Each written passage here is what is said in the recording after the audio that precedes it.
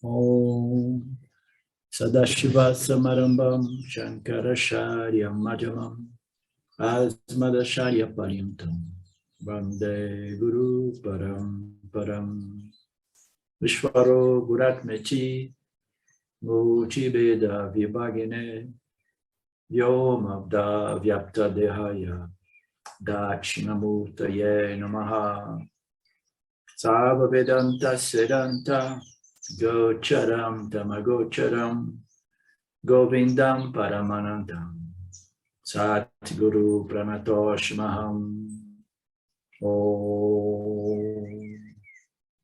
Om Shanti Shanti Shanti Om.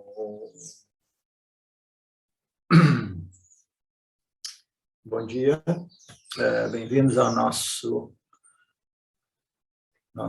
Bhagavad Gita, Beleza do Gita. Nós estamos chegando ao fim do capítulo 2. Hoje nós iniciamos desse arquivo que cobre os versos 58, 59 e 60. E, naturalmente, o Swamiji ele oferece algumas palavras para contextualizar o início da aula. A palavra Jnana pode ser referida a apenas uma coisa, conhecimento. Jnana é conhecimento e, no âmbito do Vedanta, significa o conhecimento daquilo que liberta, porque, como nós sabemos, nós podemos ter conhecimentos diversos. Mas o autoconhecimento é um conhecimento único, como nós sabemos, porque não é um conhecimento objetivo, não é um conhecimento dualista, eu e o meu objeto de conhecimento. O autoconhecimento é o colapso da dualidade, porque eu e o meu objeto de conhecimento somos a mesma coisa. Então, quando nós falamos Jnana, nós falamos a respeito de conhecimento, e esse conhecimento é o conhecimento não dual. Eu e o meu objeto de conhecimento somos a mesma coisa. Naturalmente, existem conhecimentos, no âmbito espiritual, conhecimentos diversos. Nós conhecemos o que é o Karma Yoga, porque o Karma Yoga é sugerido pelo Vedanta como uma yoga preparatória para o Jnana Yoga. E durante o Karma Yoga, nós obtemos também conhecimentos espirituais, conhecimentos religiosos e espirituais. Então, o Karma Yoga ele também obtém esse conhecimento, mas ele tem um conhecimento a respeito de Ishvara Jiva Jagata, o conhecimento da manifestação, o conhecimento a respeito de Mitya. Ele conhece essa ordem aparente de tal modo que ele sabe como se conduzir, como se comportar, de modo que a sua vida gradualmente vai se refinando, o seu intelecto vai se purificando e ele vai desenvolvendo certas qualidades que são necessárias para o Jnana Yoga do Vedanta. Então, o Karma Yoga ele tem o conhecimento, eu costumava dizer que é o conhecimento de Ishvara Knowledge e Self-Knowledge, autoconhecimento e Ishvara conhecimento, conhecimento a respeito o que é Ishvara e o modo qual eu me relaciono com Ishvara e o campo das interações, o campo dármico, que nada mais é do que Ishvara manifesto fisicamente através do campo e as leis que regem este campo, as leis físicas, químicas, mas principalmente do ponto de vista do jiva humano, as leis éticas, kármicas e psicológicas, de modo que a gente possa viver sem conflitos kármicos e desenvolver uma mente contemplativa, uma mente satívica, uma mente capaz de contemplar, no final das contas, a respeito dessas declarações finais dos Vedas.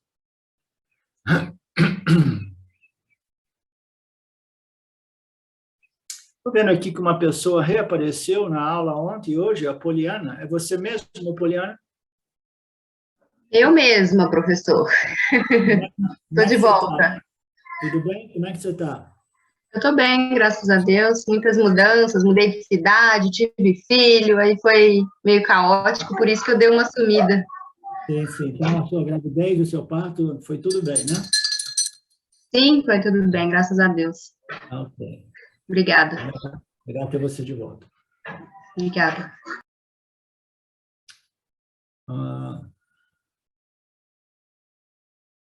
O Karma Yoga, ele possui esse conhecimento a respeito de Ishvara, Jiva, Jagata, né? E por causa desse conhecimento, ele é capaz de viver em harmonia com o seu campo, né? E desenvolver uma mente contemplativa, né?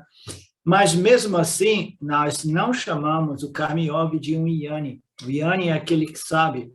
O Karma Yoga sabe o que é Ishvara, Jiva, Jagata, né? Ele conhece Mithya, ele tem uma compreensão profunda a respeito de Mithya, mas ele não tem uma compreensão clara e firme a respeito de Satya como Satya. Então, ele não é um Jnani. O Jnani é aquele que tem o conhecimento de Satya, e nós costumamos dizer que o Jnani é aquele que sabe que ele é Satya, mas ele precisa também possuir o conhecimento de Mithya, tá? Então, o que nós chamamos de um Jnani é aquele que possui o conhecimento completo, o conhecimento de Satya e o conhecimento de Mithya, porque somente assim o autoconhecimento ele frutifica, né, como equilíbrio, força mental, psicológica e emocional, né, porque ele se purificou também através da compreensão das leis que regem Mithya, e ele vive uma vida totalmente harmonizada com o seu meio ambiente, né? Então, ele vai dispor, ele vai desfrutar dos frutos deste conhecimento, porque ele sabe não somente que ele é Satya, né? A consciência, a existência infinitamente não limitada, mas ele compreende Mithya e ele sabe o modo qual ele, em sua natureza inferior, como Jiva Atma, o modo qual ele deve viver em harmonia com as leis do Criador, de modo que ele possa como se diz, ele possa colher os frutos desta compreensão a respeito de sua natureza em Satya como Satya. Senão, o autoconhecimento serve para pouco. Existem muitas pessoas que se dizem autorrealizadas, sabem que são Satya, mas ainda assim não compreendem Mithya, não compreendem Ishvara, e aí eles vivem uma vida mais ou menos dividida, esquizofrênica, né? Filosoficamente ou intelectualmente, eles sabem que eles são livres, mas quando eles têm que viver em Mithya, né? Eles fazem uma confusão de Mithya, eles sobrepõem Mithya em Satya, Satya em Mithya, e começam a experimentar muitos conflitos, né? Que fazem da vida do indivíduo uma vida, né, cheia de karma para resolver, né?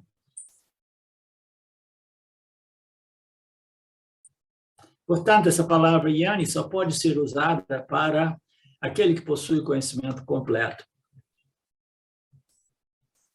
O Karma Yoga ajuda você a compreender o Senhor, o Lorde Ishvara, e se resolver no Senhor, se resolver em Ishvara.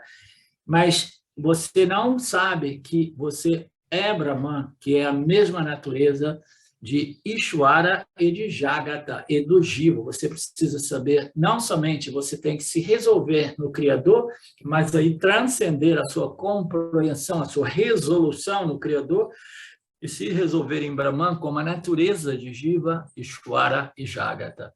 Vocês entendem?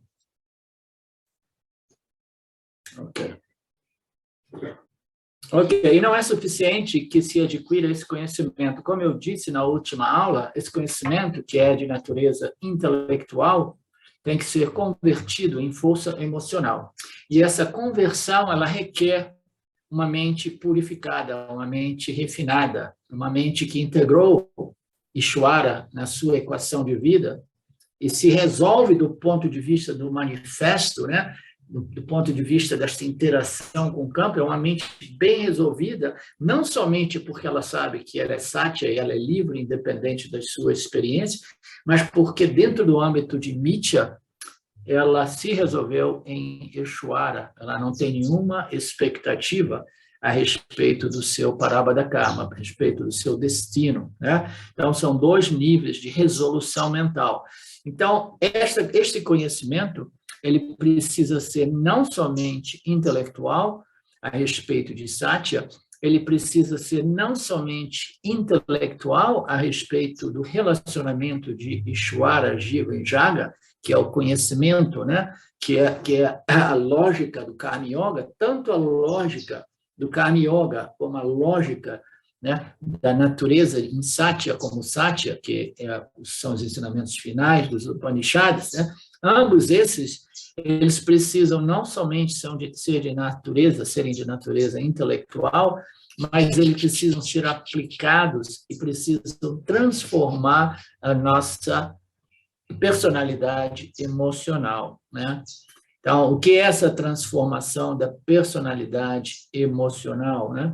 Eu vou aplicando esses conhecimentos, e aí, gradualmente, eu vou me purificando, eu vou me tornando um sábio, o conhecimento vai se tornando mais firme, mais claro, mas sempre à minha disposição, e quando eu vejo, eu já não tenho aquelas reações de antes a respeito dos impactos que a vida me apresenta, né? Então, as reações do Yanni vão ser um modo, né, o parâmetro de medida para ver o quanto este autoconhecimento, este conhecimento a respeito de Ishvara, Jiva Jagata, foram internalizados e convertidos em conhecimento existencial, né, por falta de uma expressão melhor.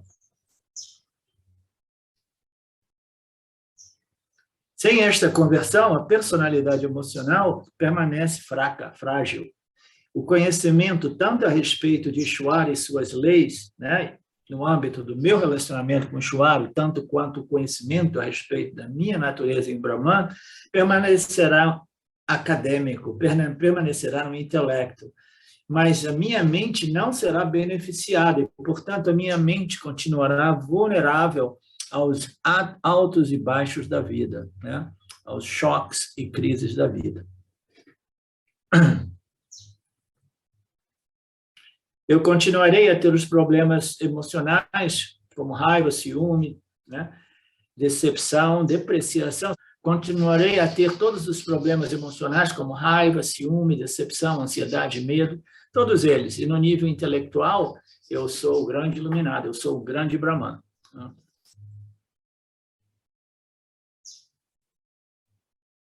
Esta dupla personalidade, a personalidade intelectual e a minha personalidade emocional. Esta dupla personalidade, elas precisam ser harmonizadas, entende? De modo que a minha vida e o meu conhecimento estejam bem alinhadas, né? Senão eu fico parecendo esquizofrênico. Eu tenho duas personalidades, né? Eu tenho um tal conhecimento, né? E eu sou capaz de expor os meus conhecimentos aos meus amigos, né? E apresentando a lógica de tudo isso, mas, por outro lado, a nível emocional, eu sou uma criança infantil que dou chilique toda vez que eu não obtenho o que eu quero, né? Então, a gente tem que observar para ver se esta integração entre minha personalidade intelectual e a minha personalidade emocional, ela foi realmente, né, ela foi processada, né, ela precisa estar muito bem harmonizado, esses dois aspectos, né, da nossa experiência humana. Vocês lembram o gráfico, né, o do corpo sutil na pirâmidezinha lá, né, nós temos lá o corpo sutil, existem diversas funções, né, que representam, né, o Jiva Atma, né, em sua expressão mental, emocional, intelectual, né? O ego também. Então, ali, naquelas funções que ocorrem dentro do corpo sutil, aquilo que é realmente o Jiva Atma, esse reflexo da consciência, que tem emoções, tem pensamentos, tem sensações e tem determinações intelectuais, discriminações, né? Então, estas funções variadas, né, elas precisam estar bem integradas. Você não pode ser uma pessoa intelectualmente desenvolvida, mas emocionalmente, entendeu? Perdida, digamos assim, deu até uma rimada, né? Emocionalmente perdida, né? Sofrendo de angústia, de nostalgia, de depressão, né? Ou de ansiedade, ou de pânico. Você não pode, seu autoconhecimento, ele tem que harmonizar as outras funções, né? Ele inicia no intelecto, mas ele tem que processar, né, inteiro aspecto da mente do indivíduo, do corpo sutil, né, que é o refletor, é o aparato refletor que produz este Jiva Atma, que é a consciência refletida, essas diversas funções, elas precisam ser purificadas através da internalização, ou que representa, né, a aplicação, internalização, como queiramos dizer, mas que vai processar essa harmonização de todas as funções do Jiva Atma. Você entende, Alexandre? Então, esta pessoa que harmonizou as funções do seu corpo sutil, né, as funções mentais, emocionais, intelectuais, né, ela é uma pessoa que converteu o conhecimento que estava antes somente no intelecto, e ela expandiu esse conhecimento para a mente, para as emoções, para o seu sistema de memória, para um ego bem educado, um ego que compreende as suas funções, o seu papel, entendeu? Um ego que sabe que ele sozinho é apenas um entre tantos fatores que decidem um curso de ação, e etc., né? Então, tudo isso precisa ser purificado. O conhecimento não pode permanecer somente a nível intelectual.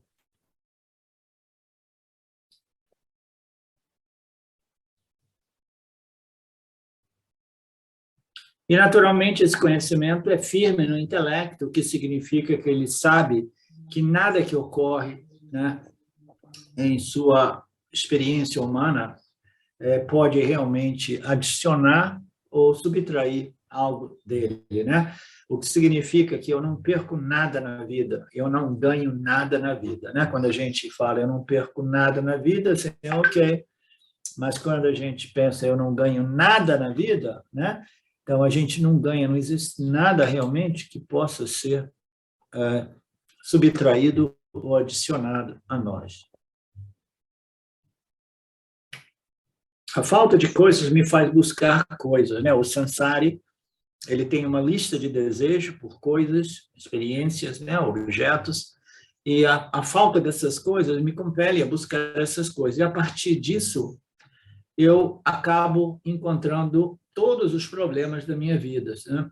A minha vida é uma sequência de sucessos e fracassos, porque a busca pelos objetos de desejos, elas mais frequentemente que não, né, elas são obstruídas, porque existem determinadas leis que operam no campo, no qual a competição, né, a escassez, né, se todo mundo quer morar num apartamento de R$1 milhão ou de R$2 milhões, então, naturalmente, não existe esse apartamento de R$1, R$2 milhões para toda a classe média brasileira, né? Então, você vai ter que ralar, competir, né? Porque existe a lei da escassez, né?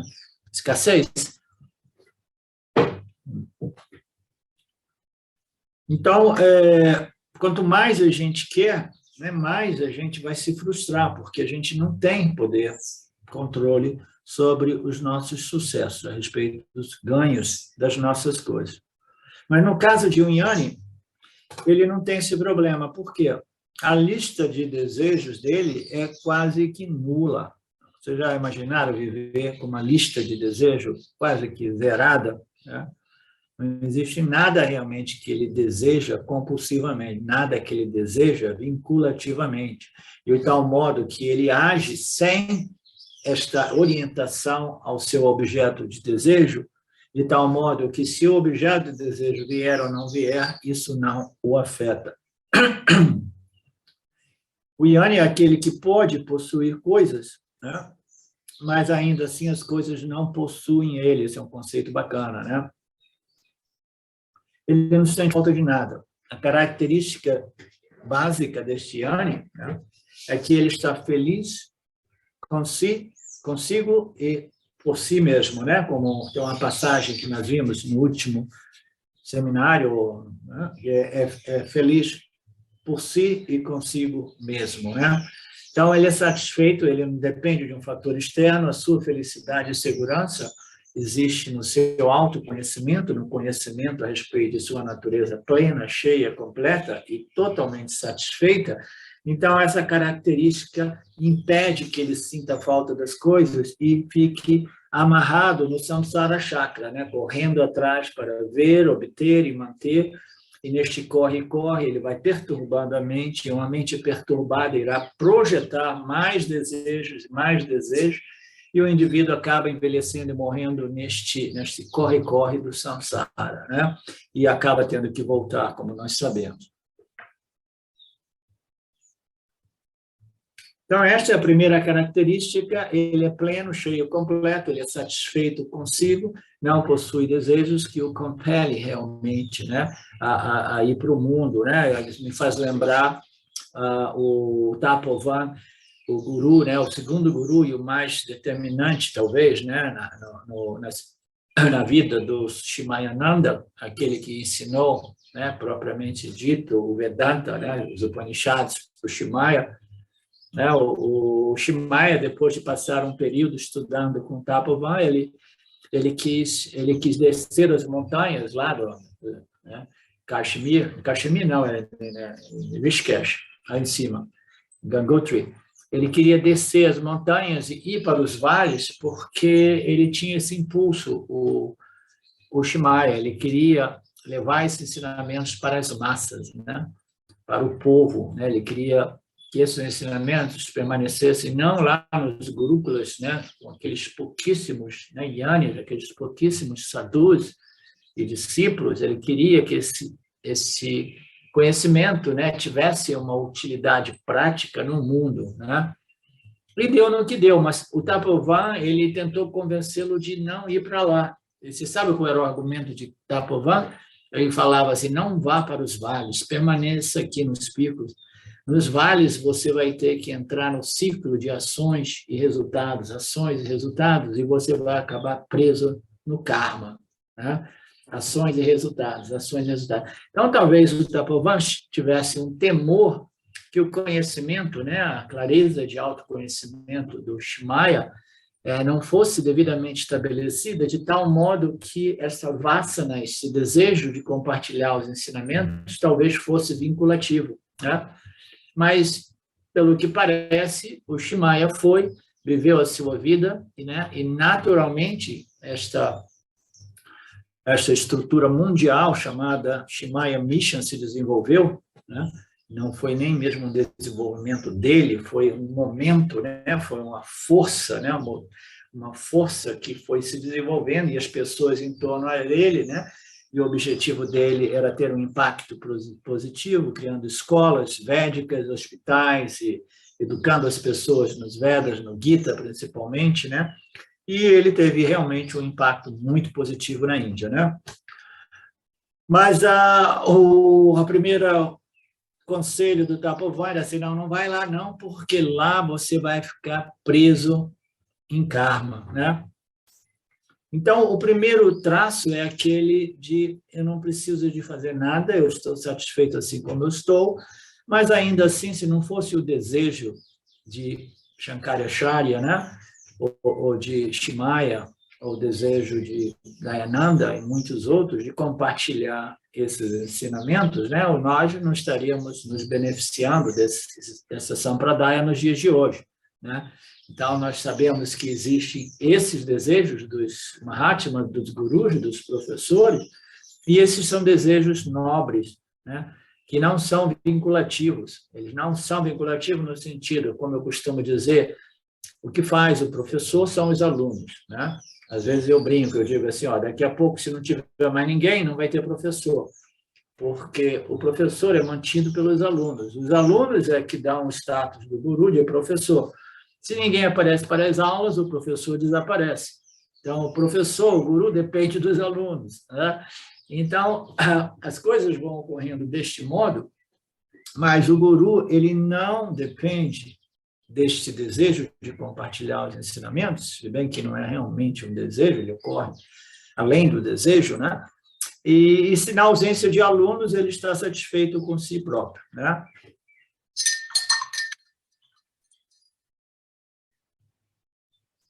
Outro traço do Yanni é que eu sou feliz como eu sou e, portanto, eu não preciso de coisas para me completar. Então, este conceito que o Swamiji apresenta muito legal, ele diz assim, isso não significa que o Yanni não possa ter uma casa, ou até mesmo um carro, se ele for uma pessoa que precisa de um carro, né?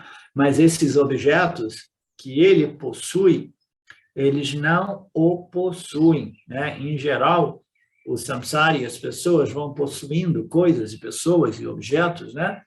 E, na verdade aquilo vai colando nos indivíduos, e os indivíduos depois eles se veem possuídos pelos seus possessos, né? O que significa? Sem esses possessos, eu já não sou feliz, eu não sou satisfeito, né? Eu dependo dessas posses, né? Não é possesso, posses, né?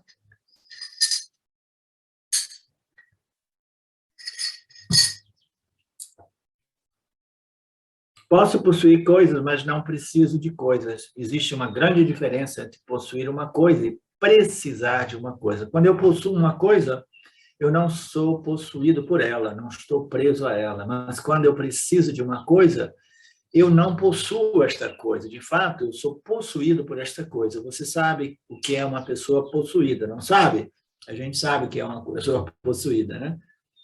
Assim, quando preciso de uma coisa, eu sou possuído, eu sou dependente, eu sou carente, eu sou apegado. Me dê, né? Esteja comigo, né? É manter, né, aquilo que eu sou apegado e dependente, né? Quando não preciso de uma coisa, que é o caso do Yanni, né? O Yanni pode até gostar do outro, mas ele não depende do outro. Ele pode dizer, não, eu não sinto a sua falta, eu estou bem, muito embora eu goste muito de você. Quando eu não preciso de uma coisa, eu posso ser o possuidor sem nenhum problema, desde que eu jamais seja possuído. Isso se chama sarva kama tyaga, mas há mais necessidade, não há mais necessidade de coisas, né? Então, as coisas vêm, as coisas vão, e o Yanni, como característica, ele não é possuído por essas coisas, ele não é preso ou dependente dessas coisas ou essas pessoas. A terceira característica que Krishna menciona é Samatvam. Ele tem um equilíbrio, uma equanimidade a respeito dos objetos e experiências da vida. Apesar das situações se tornarem diversas, né, favoráveis e desfavoráveis, ele permanece mais ou menos equânime. Essa é a terceira característica, Samatva. O quarto traço ou característica é a liberdade do samsara. Ele é livre daquelas condições psicológicas, né, de desejos, ansiedades, expectativas, né, apego, dependência, né, irritações, frustrações, depressões, raiva, né, e no final das contas total desilusão, incapacidade, né, destruição do nosso intelecto, do nosso corpo sutil como um todo, né?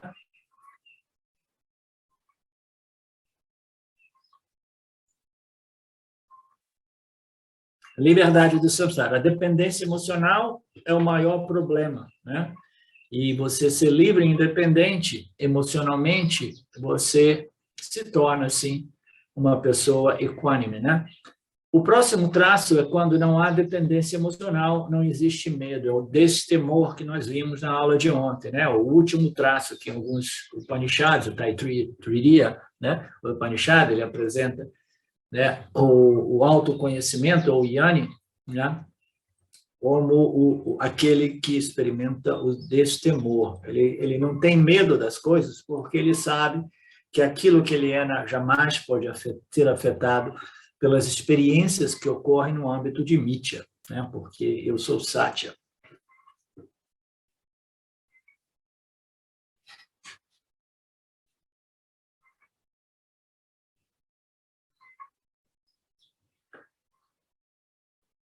Posso perder. O próximo traço é que não há dependência, não há medo, ele é destemido, ele pode perder, diretamente proporcional à dependência, é um medo constante de perder. Quando você é apegado e dependente, você está sempre vivendo o temor da perda, né? O Yanni é aquele que está pronto para deixar as coisas virem e irem. Qualquer momento, está preparado para ganhar e perder qualquer coisa. Esta é a força interior derivada do autoconhecimento. Portanto, Vairagya, né, é o próximo é Abhayam. Vairagya, ele é destemido. Assim, o próximo traço que Krishna diz, por causa da ausência de dependência emocional e medo, ele também está livre da raiva, né? A raiva é a forma convertida do desejo. A raiva é o desejo obstruído pelo campo, porque a gente não consegue obter tudo o que a gente deseja, né? Então, essas obstruções que ocorrem entre eu e o meu objeto de desejo produzem irritação, raiva e muito frequentemente a depressão, né? Portanto, a raiva é a forma convertida do desejo. Krishna dirá no próximo capítulo que a raiva é a forma convertida do desejo. Quando eu espero algo, existe uma raiva em potencial. Olha que bacana isso, né? Então, toda vez que eu lanço um objeto de desejo, eu já estou lançando, embutido neste desejo, uma raiva potencial, uma irritação potencial, ok? Porque eu estou fazendo uma declaração para o universo de que eu preciso de alguma coisa para me completar. Isso já é insultante, já é auto-insultante, e o indivíduo inconsciente, subconscientemente, já sabe que existe uma grande probabilidade dele fracassar no ganho do seu objeto de desejo, né? Então, já existe potencialmente essa raiva, e o Krishna fala sobre isso no capítulo 3.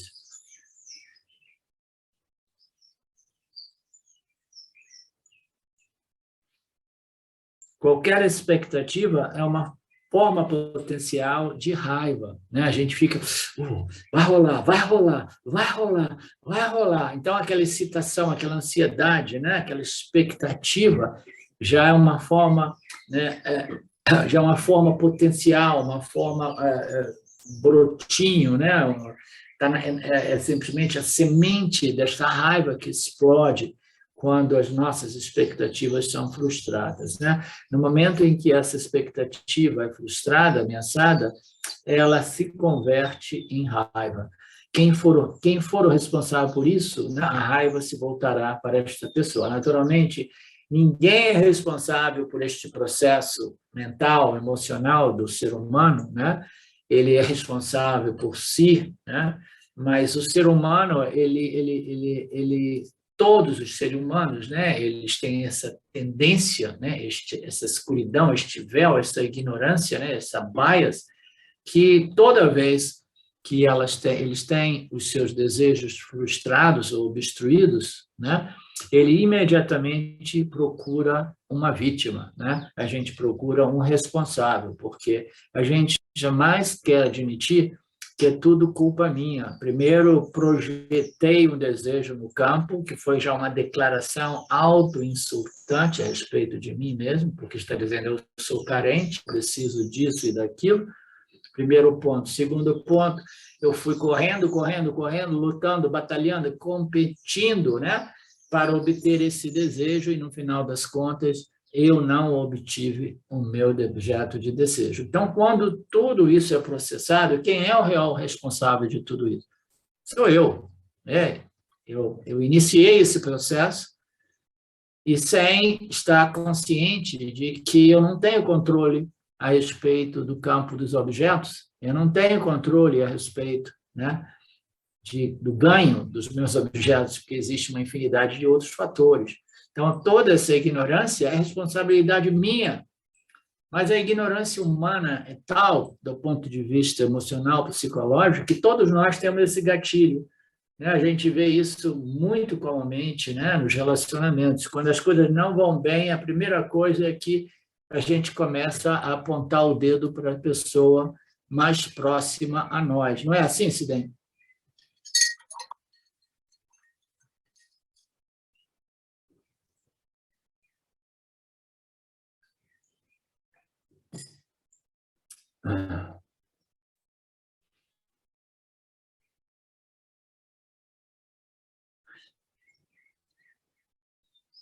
Mesmo que seja uma pessoa que está me ajudando, mesmo que seja uma pessoa sábia, mesmo que seja um guru, um professor, entendeu? Se o professor diz uma coisa que não cai bem, né, dentro da mente do discípulo, do estudante, né, ele se volta contra o guru, naturalmente, né? A pessoa pode ser até mesmo um sábio, um Jnani, que o Yanni também está sujeito a receber essas agressões, essas raivas, né? Essas coisas ocorrem naturalmente. Todos nós somos sujeitos a sermos atacados, literalmente, entendeu? Porque está todo mundo procurando uma vítima, né? Uma vez um cara me disse assim, pô, eu admiro você de ir lá na internet e falar tudo que você fala, você se expõe, você dá a sua cara a tapa, né? Imagina, né? Quantas pessoas que te odeiam por dizer tudo isso que você diz, né? Eu não digo nada que seja realmente meu, eu sou simplesmente um link na tradição, eu ensino Vedanta, mas porque eu sou um veículo, né? As pessoas podem me usar de alvo, isso é muito comum, né?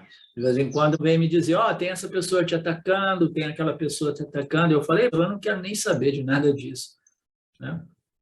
Por quê? Porque é natural, né? Natural. Mesmo que a pessoa esteja fazendo tudo para te ajudar, no final das contas, sobra para ela, né? Sobra para todo mundo, né? Quando a gente fica realmente raivoso, sai para todos os lados, né?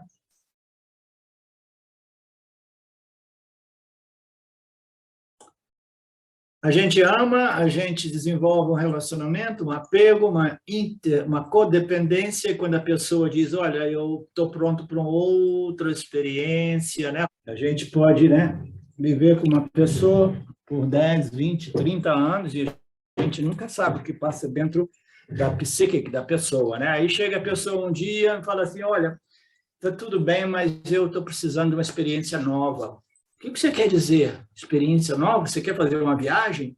Eu falei, não estou precisando de um espaço. Você quer que a gente compre uma casa maior, mais espaçosa? Né? Assim, não é bem isso, entendeu? Você quer ficar com um quarto só para você? Então a gente bota um quarto para mim? Não, é um pouco mais do que isso, né? Eu estou precisando de um tempo, estou precisando de ficar sozinha, né? E esse sozinha significa, já tem uma outra pessoa me esperando, né? E eu estou simplesmente de saco cheio de você, né? Então, o que ocorre? Né? Todo aquele amor se transforma em quê? Em raiva, naturalmente, né? Eu dependo da pessoa, agora a pessoa me deixou sem a minha muleta, sem a minha bengala, né? Aí, naturalmente, eu vou dar chilique, né? Chilique emocional. Portanto, neste sistema, né, nesta dependência do Aliani, né, ele quer que as pessoas permaneçam sempre presas, carentes, dependentes dela mesma, né? Se alguém diz, eu estou muito feliz vivendo sozinho, né, a gente já se ofende, já fica totalmente preocupado. O quê? Você está feliz vivendo sozinho? Significa que eu dependo de você, mas você não depende de mim, né? Esse jogo de codependência, a gente começa, né, quando a gente começa a flertar com alguém, a gente vai dizer, como é que está aí? Como é que está para você? Você está gostando de mim?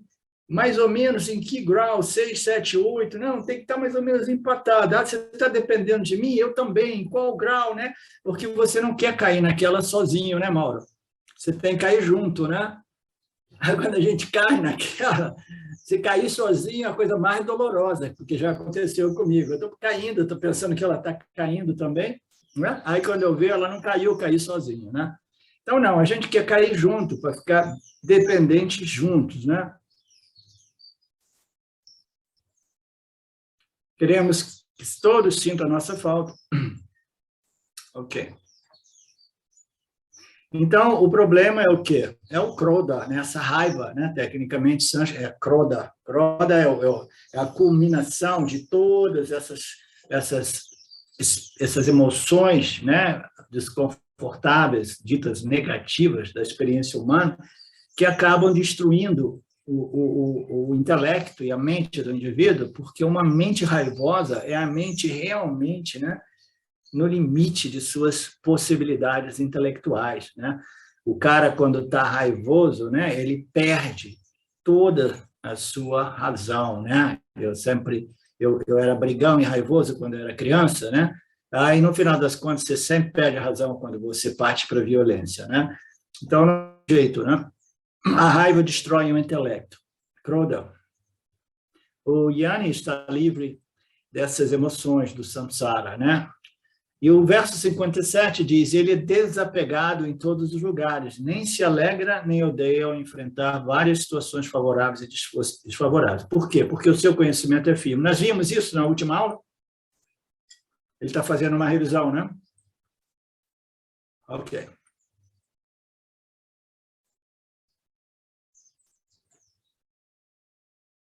Então, ele sabe que todas as situações são passageiras, né? Aquela expressão no mundo espiritual, o cara está sofrendo, né? Aí a pessoa amiga, uma pessoa mais sábia, né? Chega, não se preocupe, né? Tudo passa, isso também passará, né? Aí a pessoa, ainda bem, né? Isso também passará, né? Aí amanhã a pessoa está desfrutando, né? Um puta de um punha maravilhoso, né? As coisas estão, eu estou assim no auge da minha felicidade, né? Eu sou uma pessoa, né?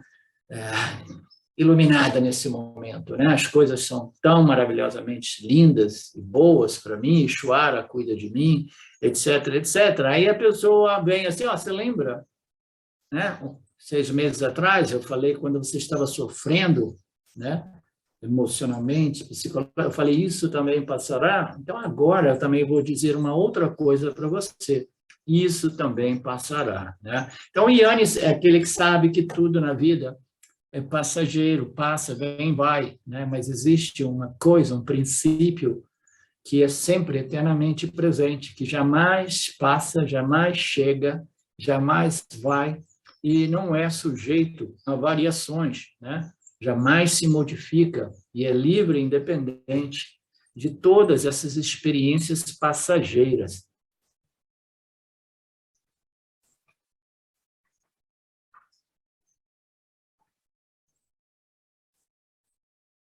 Aí uma pessoa te deixou, você diz, a vida não faz mais sentido para mim, eu quero, né? Eu quero suicídio, vou me jogar daquela ponte lá, né? Então, isso mostra que eu perdi a minha qualidade, a minha discriminação, a minha faculdade, né, de intelectual, né? A mente está nublada, né? O pensamento está totalmente nublado. Como o Swami Shimayananda costumava dizer, né? Todos chegamos aqui sozinhos, nós viajamos sozinhos, muito embora, às vezes, intimamente acompanhados de outros corpos, pessoas, coisas, casas, posições sociais. A gente chega sozinho, a gente viaja sozinho, e, no final das contas, a gente parte sozinho. Esse conceito de partir sozinho, sempre amei esse conceito, né? Porque a gente chega aqui sozinho, né? Tem pessoas que chegam como gêmeos, né? Não gêmeos. Não, eu cheguei junto, mas chegou assim, mas ainda assim, né? Você chegou por si mesmo, foi o seu karma individual que te trouxe aqui, e você chega aqui realmente como uma configuração até mesmo totalmente diferente do seu irmão gêmeo, né? Então a gente chega sozinho, a gente viaja sozinho, que as pessoas têm uma dificuldade imensa de compreender que mesmo juntos fisicamente com outras pessoas, né? A sanga, a ideia da sanga, né? Nós somos juntos, mas somos sozinhos, cada um no seu processo, cada um no seu estágio, entendeu? E finalmente, na hora de deixar o corpo, não, você, meu amor, Julieta, Romeu, vamos partir sozinho, pá! Vamos tomar esse veneno e partir sozinho. Grande fracasso, quando eles partem sozinhos de novo, eles jamais partem juntos. Não é assim, Marcelo? Você já teve essa experiência de partir junto com alguém? Não consigo dar um passo para longe de mim e nem para mais perto. Onde eu vou, eu estou.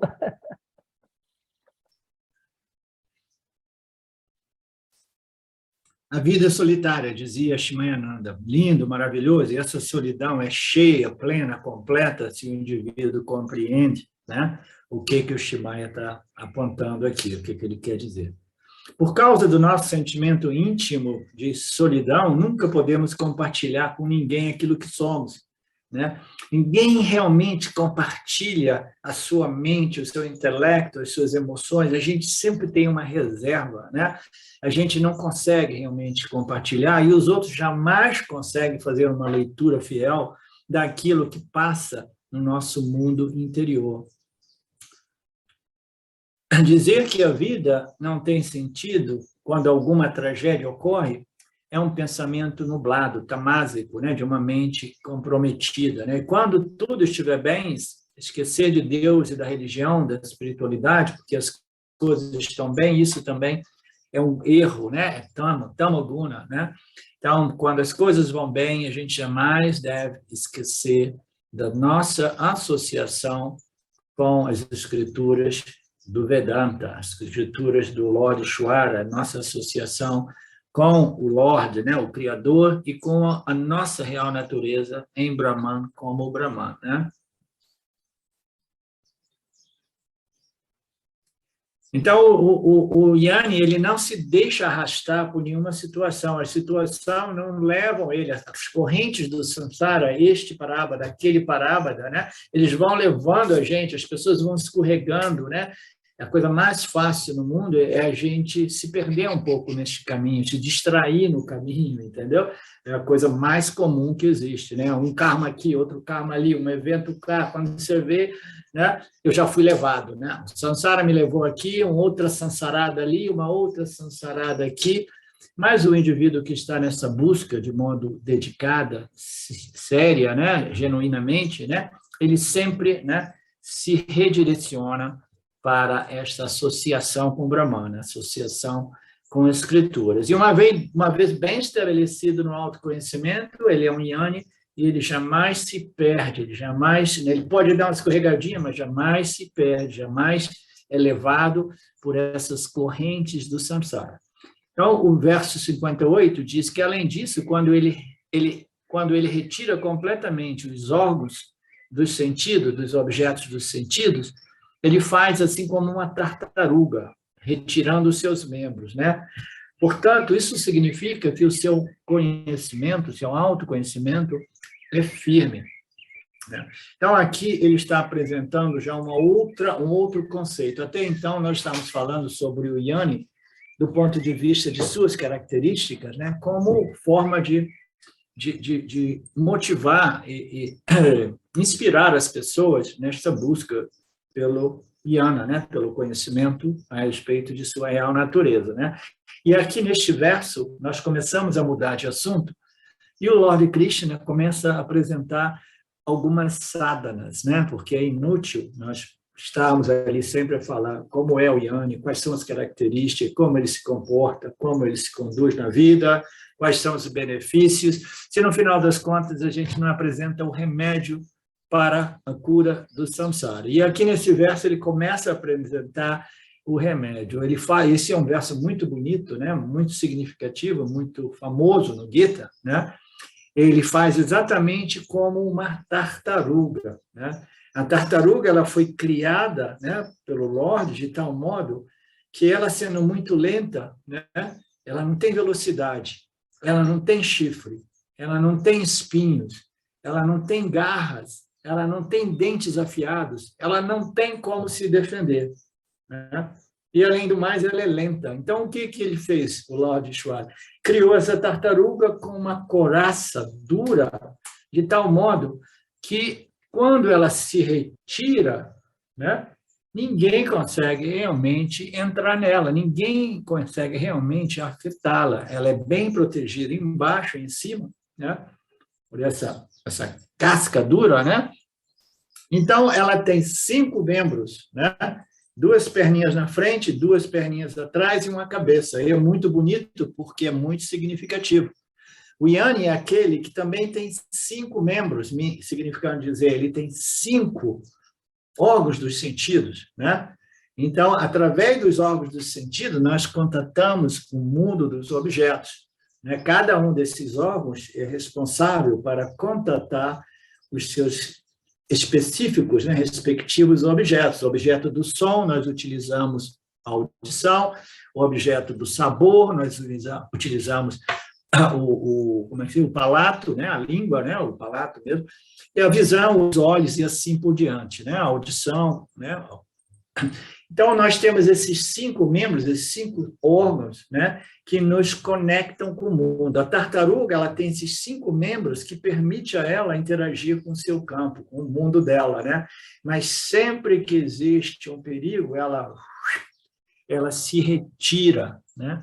De tal modo que ela permanece totalmente protegida. E o Swamiji, ele apresenta esse conceito sempre, né, com essas perspectivas profundamente, né, psicológicas, né, muito psicologicamente, profundamente, né, e ele vai explicar isso para a gente. Então, até o verso 57, Krishna estava descrevendo a pessoa que alcançou esse conhecimento, né, um conhecimento completo, e internalizou e converteu esse conhecimento em conhecimento integral, digamos assim, né? Um conhecimento que não permanece só a nível intelectual, mas ele se espalha, né, em todos os aspectos ou funções do corpo sutil, da mente do indivíduo, né? As emoções, sentimentos, pensamentos, né? Tudo é purificado de tal modo que este conhecimento se converte, se transforma, né, em força ou equilíbrio mental, emocional, né? Essa transformação é o que essa expressão, né, o pranyana, o pranyaha e o shitara pranyaha, né? Shitara pranyaha é aquele que transformou o integrou, o harmonizou este autoconhecimento em todas as funções, né, do seu corpo sutil, digamos assim, né? Não é simplesmente uma mera mudança cognitiva, mas é uma transformação emocional. Agora, a partir deste verso 58, o Krishna está mudando de assunto. Ele fala como converter o conhecimento em conhecimento direto, em conhecimento em força emocional. Como uma pessoa pode converter esse conhecimento? E qual é o conhecimento? O autoconhecimento, naturalmente, que o autoconhecimento, do ponto de vista do Vedanta, só é realmente autoconhecimento quando ele é completo.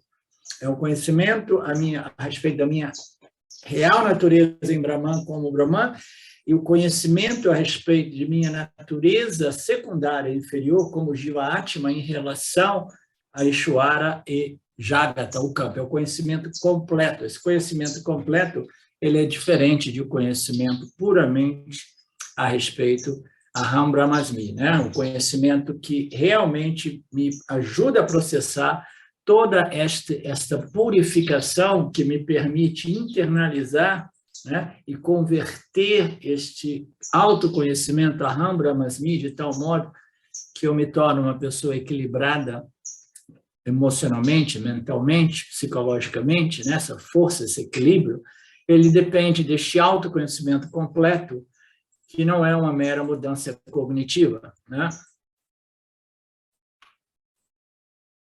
Então, nós estamos vendo as sadhanas para fazer esta conversão. Nós sabemos mais ou menos quais são todas as sadhanas, né? Fundamentalmente, elas são, no final das contas, Shravana, Manana e Nididhyasana, muito embora ela inicie, né? Esse processo crescente se inicia com Karma, Dharma e Upassana também, né? Então, aqui, dentro do âmbito do Yin Yoga, do Vedanta, nós estamos falando de uma das disciplinas. Vocês se lembram das sadhanas, né? Ou das qualificações. Se diz que existem fundamentalmente quatro qualificações, né? Ou qualidades, ou desenvolvimentos, ou preparações. Nós precisamos de ter desenvolvido, né, uma capacidade discriminativa, né, mais apurada, mais clara, né? Então, a discriminação é o primeiro D, a despaixão, o dispassion, né, é o segundo D, e o terceiro D é disciplina. E o quarto D, que é talvez possa ser dito como mais importante, é o desejo ardente, desejo intenso pelo autoconhecimento, né? Porque aí, quando nós temos esse desejo intenso, aí a gente começa a apostar mais e mais todas as nossas fichas, né? Então, nós estamos falando dos 4D, das 4 qualificações, né? Discriminação, despaixão, equanimidade, né? O não apego às coisas, não dependência. E as disciplinas, o terceiro D é um leque de disciplinas. E entre as disciplinas, nós temos as disciplinas dos órgãos dos sentidos. Então, este verso ele se refere àquela sadhana dentro do leque das disciplinas, e especificamente a disciplina a respeito do controle dos órgãos dos sentidos, né? Então, o que isso significa dizer? Que você, para viver neste mundo, você está totalmente exposto a esse mundo e você tem os seus órgãos dos sentidos, né, que naturalmente, né, eles se conectam com os seus respectivos objetos, e a gente tem que saber disciplinar esses órgãos do sentido. A gente tem que disciplinar o modo qual eu me exponho, né, através desses 5 sentidos, a este mundo, né, a este campo de objetos de experiências, né? Porque, senão, uma pessoa sem disciplina, ela vai deixar os órgãos dos sentidos correrem para a geladeira toda vez que ela está nervosa, ansiosa, deprimida, preocupada, né, angustiada, ela deixa, né, os órgãos dos sentidos, né? Primeiro é um pensamento, aquele bolo de chocolate, aí ela, quando ela vê, ela já está abrindo a geladeira, ela esquece que ela tem diabetes, que ela tem pressão alta, ela esquece tudo, ela não tem controle sobre os órgãos de ação, nesse caso. A ação e os órgãos de recepção também. A gente tem que ser seletivo. Essa seleção tem que começar com a seleção a respeito com as associações que eu tenho na minha vida, com que tipo de pessoas, com que tipo de sangue eu me associo, entendeu? E depois, dentro do âmbito da minha experiência individual, né, o modo qual eu me associo com os objetos do campo. Né? Por quê? Se você deixar os órgãos do sentido, como os 5 cavalos, né? Os 5 cavalos do Bhagavad Gita, né? Os 5 cavalos de Arjuna, da carruagem de Arjuna, né? Sendo guiada pelo Lord Krishna, esses 5 cavalos significam o quê? Os órgãos dos sentidos. E as rédeas, né, se diz? As rédeas, elas são controladas por quem? Pelo Lord Krishna, porque ele é discriminativo, ele sabe o que é disciplina, ele sabe controlar os 5 sentidos. Senão, os 5 sentidos são como cavalos selvagens, eles partem e vão, entendeu? E depois eles se tornam vasanas, né? Eles se tornam tendenciosos, eles se tornam compulsivos, né? Então, nós estamos falando sobre esse exercício de autocontrole, né? ou disciplina a respeito dos meus órgãos dos sentidos, né?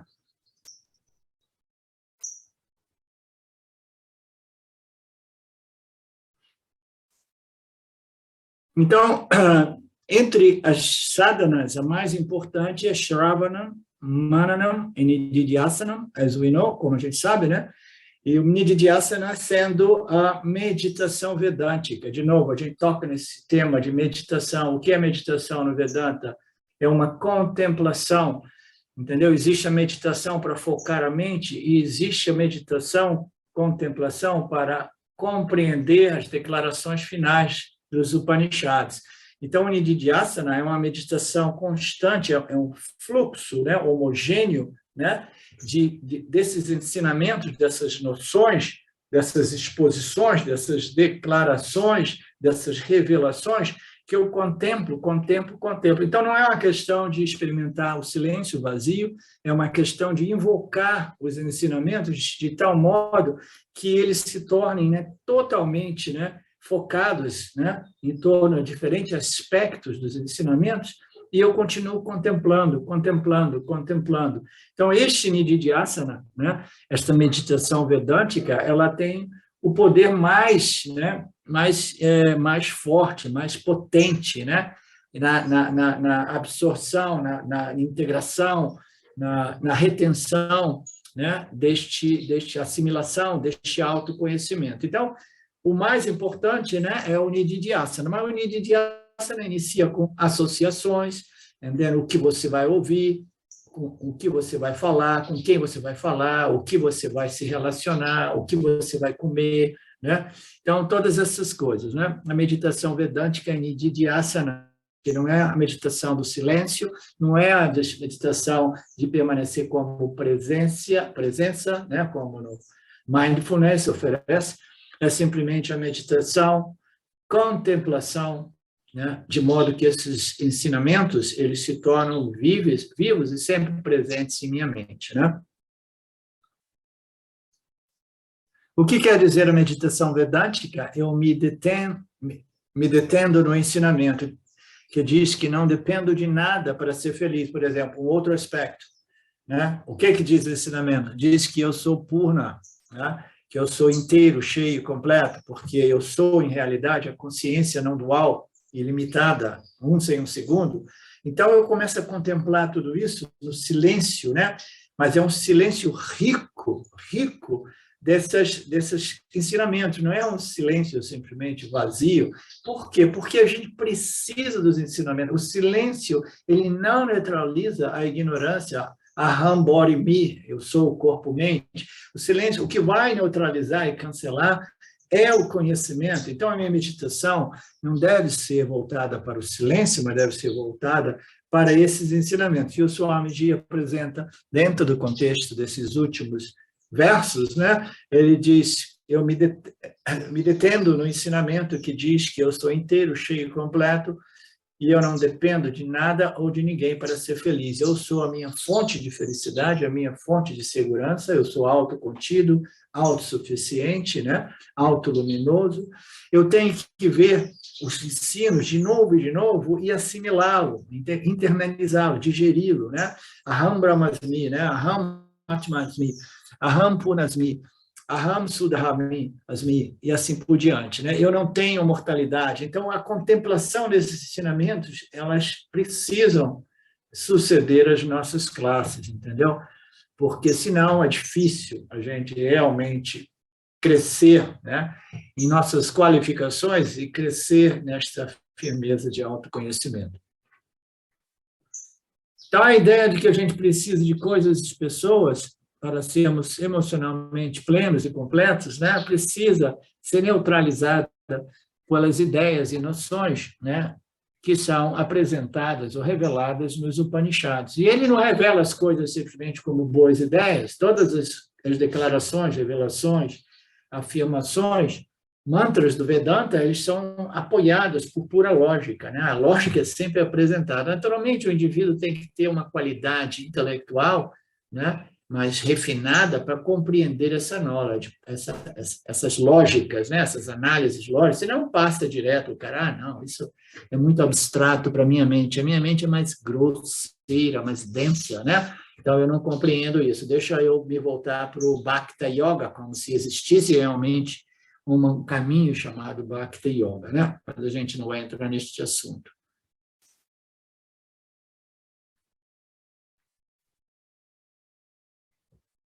Então, a gente cria essas dependências, são dependências gradualmente, elas vão se tornando hábitos, né? Hábitos gradualmente vão sendo convertidos em vícios, e como quando a gente vê, depois de 5, 10, 15, 20, 30 anos vivendo, né, nessa ignorância, né, a gente está cheio de vícios, né?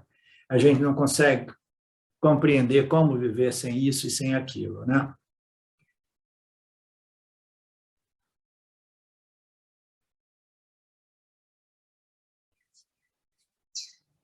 E essa vassana de vício, de dependência, é tão forte que eu tenho que quebrar essa vassana, afirmando repetidamente de que eu não dependo de nenhum desses objetos que se tornaram, né, vícios, né, hábitos, vícios, né? Eu tenho que quebrar a ideia de que eu realmente preciso de novo, correr para isso e para aquilo, correr para o cigarro, correr para a cafeína, correr para tudo aquilo que eu vejo que realmente não me faz bem, não me apoia neste caminho espiritual, né? Não me eleva, não me purifica. Eu tenho que ir quebrando essas vassanas, né? Como? Né? Lembrando, afirmando repetidamente que eu não dependo dos meus vícios, né? O que é vício? O vício é aquilo que eu dependo de tal modo que eu não consigo interrompê-lo, bloqueá-lo, obstaculizá-lo. Ele é mais forte do que eu, né? Eu posso ter um hábito, mas eu preciso sempre ser o mestre dos meus hábitos, jamais o escravo dos meus hábitos, né? Então, a gente tem que lembrar de tudo isso, né?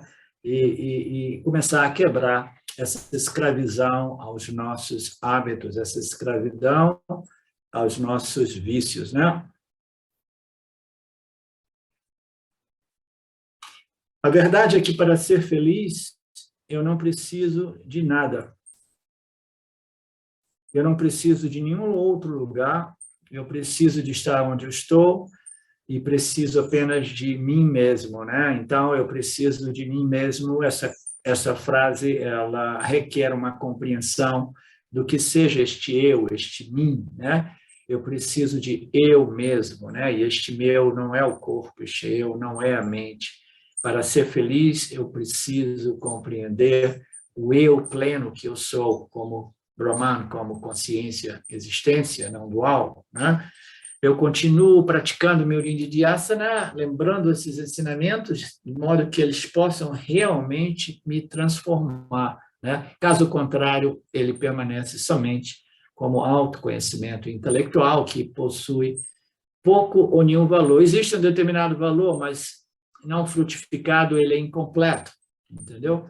Eu conheço, eu sei, né? Academicamente, teoricamente, né? Intelectualmente, mas não me transformou. Eu sei que não é o caso de vocês, porque cada um de nós, em graus diferentes, nós observamos determinadas transformações que ocorrem através desta associação entre eu, o Jiva-Atma, e as escrituras reveladas pelos Upanishads, pelo Gita, né? Então, eu sei que uma transformação, uma mudança a respeito de mim, né? O modo que eu me vejo, o modo que eu vejo, me relaciono com o mundo também, alguma coisa está mudando. Eu me encontro mais sereno, mais tranquilo, mais focado, né? Menos violento nas minhas respostas, menos apegado e dependente. Então, a gente vai vendo que algumas melhoras estão ocorrendo. Por quê? Porque o Vedanta, mesmo a nível, né, mais intelectual, é um grande purificador do intelecto, né? Mas para que esse conhecimento ele realmente se espalhe,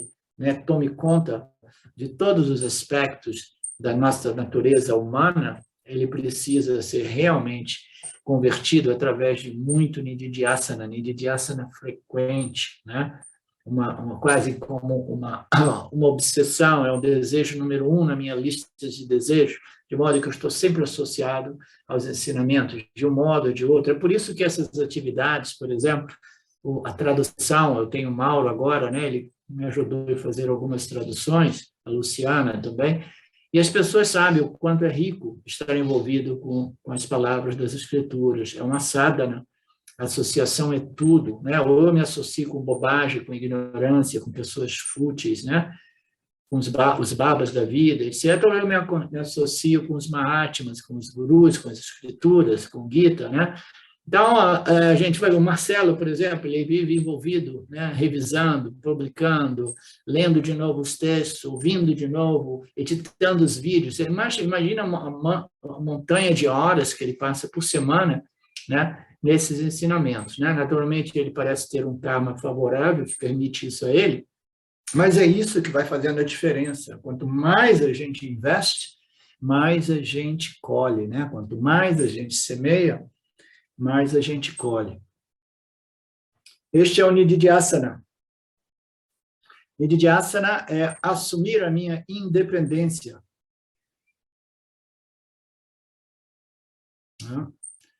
Então, ele dá um exemplo. A criança, o bebê, no início, ele se sente dependente dos pais, né? Eu me lembro muito bem, meu filho, quando ele engatinhava, ele já era um problema. Quando ele levantou e começou a caminhar, o problema piorou, porque aí ele caía, se machucava muito, aí eu tinha que dar o dedo, né? Eu dava o dedo e ele levava o meu dedo para todo lugar. O Felipe conhece essa, né? Segura no dedo e começa a caminhar, e você é arrastado pela criancinha que está descobrindo as pernas, né? E aí, um dia, ele encontra o seu equilíbrio e começa a abandonar o seu dedo, começa a caminhar sem o seu dedo. Aí você fala, nossa, agora as coisas realmente ficaram boas, ele está livre e independente. Não, aí são mais problemas, né? Porque ele se sente livre e independente, ele começa a ir para lugares perigosos, né?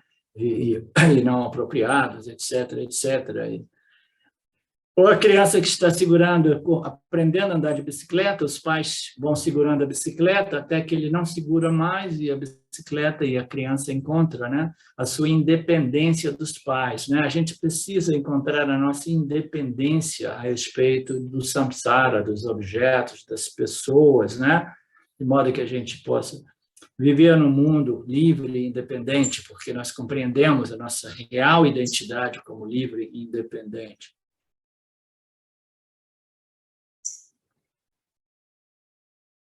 Eu tenho que quebrar todos esses hábitos e vícios de carência, de dependência que me apegam no samsara. Eu tenho que quebrar o hábito, e a quebra do hábito, a quebra dessas vasanas, também é um outro modo de compreender o Nididhyasana do Vedanta, aplicação, né? Contemplação, até que eu tenha os ensinamentos vivos. Quando o hábito, o vício chega, imediatamente os ensinamentos estão presentes para neutralizar a força dessa ignorância cósmica. Vocês entendem? O Nididhyasana, eu estou fazendo mais e mais esforços para que a gente possa compreender de que modo nós podemos praticar o Vedanta, entendeu? Praticar o Vedanta é aplicar o Vedanta. Aplicar o Vedanta significa que o Vedanta precisa estar firme em nossas mentes. Se a gente não consegue aplicar, a gente não consegue o Nididhyasana, então a gente tem que dar um passo para trás e fazer o que? O Shravana, a gente ouve. Eu não sou capaz de aplicar ainda, mas eu gosto de ouvir, me conforta, me estabiliza um pouco mais, eu ouço, mas não consigo aplicar. Tudo bem, ouve, começa a estudar, contemplar, refletir, né? Aí, quando você vê, você começa a aplicar, porque os ensinamentos vão se tornando vivos em sua mente. Você entende, Carmen?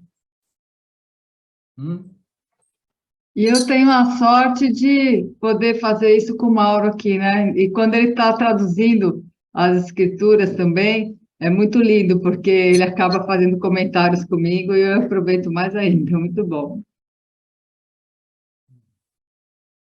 Então, você faz a sua prática do Vedanta em cima do Mauro? Como é que é isso? Eu quero entender agora.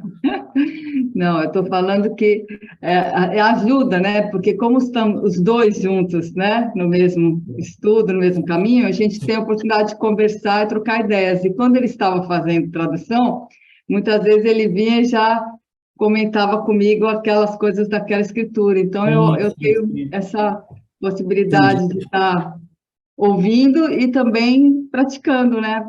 Sim, porque como é que a gente faz para desenvolver esse autoconhecimento? A gente tem que falar sobre isso, pensar sobre isso.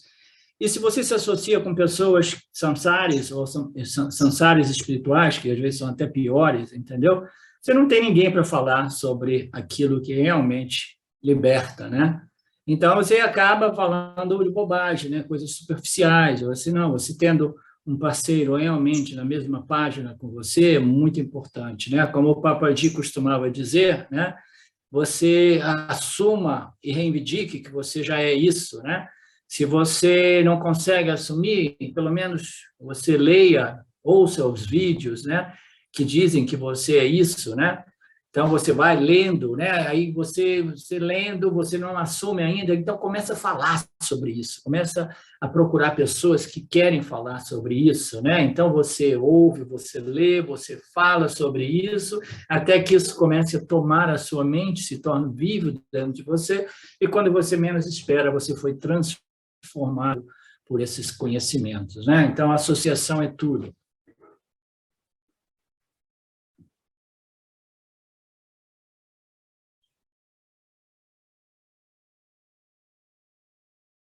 Ok. O Vedanta quebrará o hábito, essa ignorância cósmica que diz que Aham Body Mind Me, né? Aham Body Mind Asmi, eu sou o corpo-mente, né? Então, esse é um mantra, né? Cósmico, eterno, né? Todos nós nascemos dessa ignorância. Aham Body Mind Asmi, né? Eu sou o corpo-mente, né? O Vedanta vai dizer, não, este é um equívoco de identificação que está produzindo o samsara, esses sofrimentos, né? Então, você precisa neutralizar aquela ignorância com outro mantra. O mantra é Aham Brahmasmi, eu sou Brahman, livre, independente de tudo que ocorre para este complexo corpo-mente, né? Então, a gente tem que fazer isso. O Vedanta vai te apresentar o conhecimento, né? Que você não é o corpo físico tem uma dependência, você é livre e independente, você não é a mente, você não é nenhuma das funções mentais, intelectuais, você é o ser, o Atma, né? é sempre livre e independente, sem jamais se modificar, você é a única realidade, né? Então, este é o sadhana, né, de apoio, né, que vai desenvolver, né, as bases, né, e construir este conhecimento firme na mente do indivíduo. Esta prática é chamada Nididhyasana, é o exercício mais importante do Vedanta, é o mais principal, né? É o mais principal. Na verdade, é o último exercício neste percurso, né, do Vedantin, né?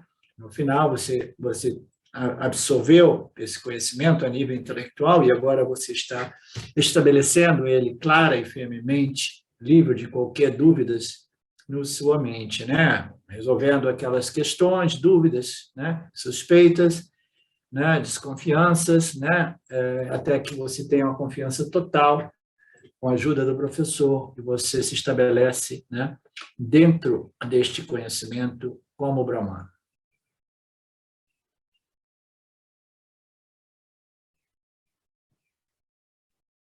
Aí ele faz um outro comentário interessante.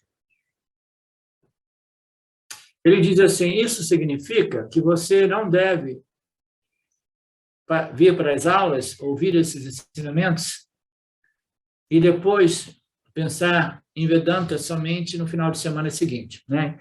Então, ele está dizendo aqui, não pense que você assistir essas aulas uma vez por semana, necessariamente isso possa te realmente transformar, né? Não deveria ser assim. Você tem que voltar para casa e continuar esse trabalho de Nididhyasana, né? Manter esta sementinha, porque senão a gente começa a brotar a sementinha do Vedanta, aí a gente não rega esta sementinha por uma semana. Aí, quando chega na semana que vem, ou depois de 2 semanas, às vezes as pessoas dão uma escorregada por aí, passam semanas sem aparecer, aí, quando elas voltam, as sementinhas já morreram, né? Aí tem que plantar novas sementes, né? Aí começa a banhar, aí as sementes passadas já começam a brotar de novo, né? Então, a gente tem que cuidar dessas sementinhas de modo que elas cresçam, se tornem plantas, se tornem grandes árvores de conhecimento, né? E frutifiquem como esta força, né? Este conhecimento, né? Esse conhecimento integral, como eu chamei hoje. Existem diversas nididhyasanas, versos, sugerindo formas diferentes de meditações vedânticas escritos pelos nossos professores ao longo dos milênios. Mas você não precisa saber de todas essas práticas, essas sugestões, mas você precisa o quê? Deter a essência do ensinamento, né? E para você reter, deter, manter vivo esse ensinamento, não é suficiente somente ouvir, né? Você precisa fazer mais do que ouvir, né? Apenas ouvir não é suficiente. Vocês podem pensar que isso é um pouco contraditório, porque às vezes eu digo que não existe uma linha clara entre o ouvir e o nididhyasa, o ouvir e assimilar, ouvir e contemplar, porque a gente ouve e contempla, e às vezes a gente ouve e a gente assimila, a gente ouve imediatamente, a gente vê o poder da aplicação daqueles ensinamentos. Mas, academicamente, né, tecnicamente, o ouvir, todos nós sabemos que é o primeiro passo. E ele é incompleto se ele não é seguido pelo manana, que é a reflexão, a contemplação e a resolução das dúvidas, e o nididhyasana, que é a aplicação o tanto quanto constante quanto possível desses ensinamentos, né? Você entende porque o Vedanta é para pouquíssimos, né? Ninguém quer se dedicar deste modo, né?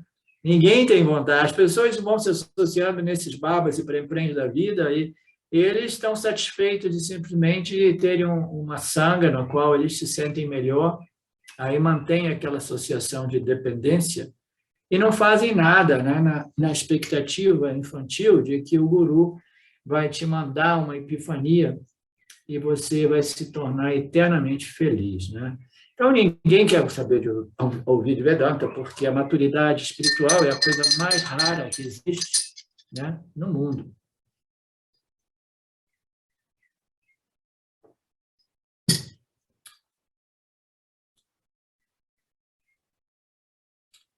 Krishna acrescenta mais 2 outros sadhanas neste verso, né? Ele fala sobre a regulação dos órgãos dos sentidos. Porque até que o conhecimento se torne claro, estável, né, permanente, vivo, né, e contribua, né, para essa transformação, né, a conversão em força mental, psicológica e emocional, nós não devemos passar por emoções muito violentas. Emoções violentas são prejudiciais para a cultivação e manutenção de uma mente mais satívica, né? Então, agora ele começa a explicar a história do recolhimento dos órgãos dos sentidos, tá? Então, ele está dizendo aqui que, para a gente facilitar este processo de Shravana, Manana e Dhyasana, a gente tem que disciplinar ou regular os órgãos dos sentidos para evitar algumas experiências que ele chama emoções violentas, porque elas irão desestabilizar a nossa capacidade intelectual, a nossa faculdade, né, o nosso corpo sutil, né, a nossa mente, o nosso intelecto, né? Então, nós temos que evitar, né, aquelas experiências desestabilizadoras, né? E requer muita discriminação, porque, às vezes, uma experiência que parece, né, propícia à estabilização, ela pode se tornar um grande desestabilizador também, né? Por que isso? Porque até que o conhecimento se torne firme, né, é melhor evitar essas encrencas, né? As encrencas, essas emoções violentas são prejudiciais à assimilação dos ensinamentos. Portanto, até que o conhecimento seja arraigado, enraizado, ele precisa ser protegido como uma plantinha, um brotinho de uma planta. Quando ela é plantada, inicialmente, ela é fraca, ela não é forte, né? Aí ele faz uma analogia muito bacana, né? Ele diz que quando ela é pequenininha, eu acho bacana porque eu vejo a minha experiência aqui. Quando elas são pequenininhas, é que elas são devoradas por formigas e pássaros, né? Então, eu tenho que arrumar um modo de plantar mais, de modo que os pássaros e as formigas também possam, né, haver, né? E outras tenham tempo para crescer, se fortalecer. Quando elas estão fortes, aí o pouquinho que as formigas e os pássaros comem não a destroem, né? Mas quando é pequenininha, ela é facilmente destruída. Ele fala sobre a cabra, né? Uma cabra vai lá, uma plantinha pequenininha, ela não está protegida, ela destrói, ela mata a plantinha, né? Mas se a planta começa a crescer um pouco mais, e se no final ela se torna uma árvore forte, aí a cabra vai ali, vai comer algumas folhas, mas vai ser impotente, vai ser incapaz de matar a planta, porque a planta se tornou uma árvore, né?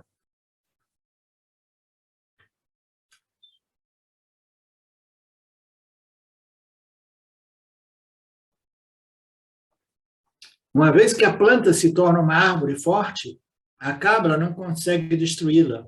Você pode até mesmo amarrar um elefante nesta árvore, e o elefante não consegue destruir essa árvore, né? Ok. Então, este é o conceito, né? A gente sabe o quanto é importante a nossa discriminação, a nossa regulação e disciplina a respeito, né, com as nossas associações, principalmente as sensoriais, principalmente aquelas duas mais perigosas, né, que é a visão, né, e a audição, as palavras, aquilo que a gente vê, né, o palato já não nos afeta tanto, né, o tato não nos afeta tanto, a gente nunca tem um trauma somente através do palato ou através do tato, né? Mas aquilo que a gente ouve, aquilo que a gente vê, né, pode ser muito impactante, são os órgãos sensoriais mais importantes de serem cuidados, regulados, né? Porque se a gente se coloca, né, auditivamente em contato com determinados ambientes, a gente vai ouvir tanta porcaria, a gente pode ouvir ofensas, né? A gente pode ouvir humilhações, a gente pode ouvir de tudo, né? Então, a gente tem que tomar muito cuidado com este órgão, né? Porque por aqui pode entrar muitas experiências desestabilizadoras. Do mesmo modo, o órgão da visão, a gente tem que ser seletivo a respeito daquilo que nós nos expomos, né? Do ponto de vista daquilo que a gente vê, que os olhos veem, né? Porque você quer manter, né, um certo ambiente mental, intelectual, porque você está fazendo o seu nididhyasa na associação, mais uma vez, e a regulação, principalmente desses dois órgãos, são importantíssimas, né? O mundo penetra em nós através desses 5 órgãos, do mesmo modo que o mundo da tartaruga, né, ele é disponível através desses 4 pezinhos, né, patinhas, e a cabeça, né, que inclui os olhos e a boca, etc. Então, esses 5 órgãos do sentido, né, a gente recebe o mundo nos penetra através desses 5 órgãos. O mundo quíntuplo, né, está, através dos 5 órgãos, está entrando em minha mente. Então, o mundo quíntuplo inclui, né, o sino tocando, os portões que batem, a mente através das 5 portas, a mente que é aquilo que coordena esses entradas sensoriais, esses estímulos sensoriais. A mente é muitas vezes colocada como 6º sentido, porque a mente é que vai integrar diversos estímulos numa única experiência, né? Então, essas entradas, elas têm o poder de perturbar a mente, né? Portanto, eu preciso usar a minha discriminação e onde quer que o mundo possa perturbar a minha mente, evite tais contatos, tais cheiros, tais gostos, tais toques, tais sons, né? Tais visões, né? Elas devem ser evitadas. Isso é chamado de Indriya Nigraha, né? Indriya, os órgãos do sentido, então, controle dos órgãos dos sentidos. Nunca entre, aí ele apresenta um aspecto prático maravilhoso, ele diz, nunca entre em discussões, por exemplo, né? Numa discussão, nós estamos lidando com o quê? Com a palavra, com o som, né? Então, a gente está entrando, né? E as discussões ocorrem muito frequentemente entre os casais, né?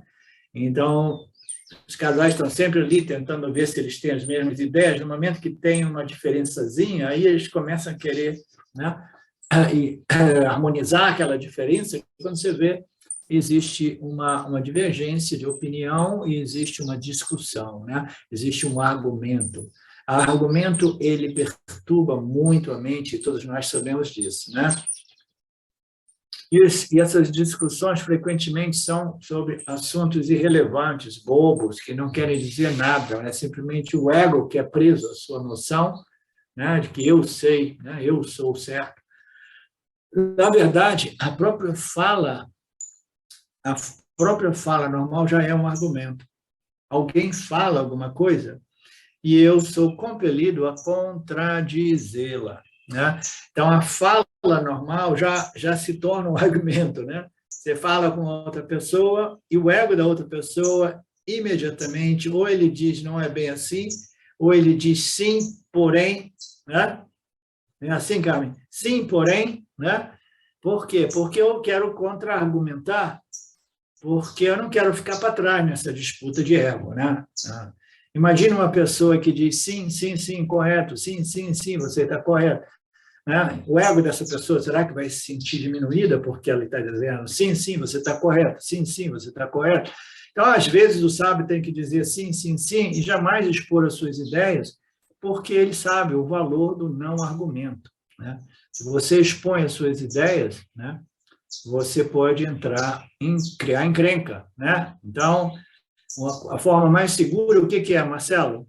É simplesmente não dizer nada, né? Ouvir e não dizer nada, né? Mas aí, né, a esposa, o esposo, num momento ou outro, vai dizer assim, o que eu falei para você? Porque você fica dizendo, diz para mim o que você disse.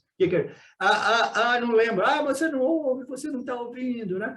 É porque você não quer ouvir, porque você não quer falar também. Porque se você falar, aí discrepâncias ocorrem e discussões, argumentos e perturbação mental, né?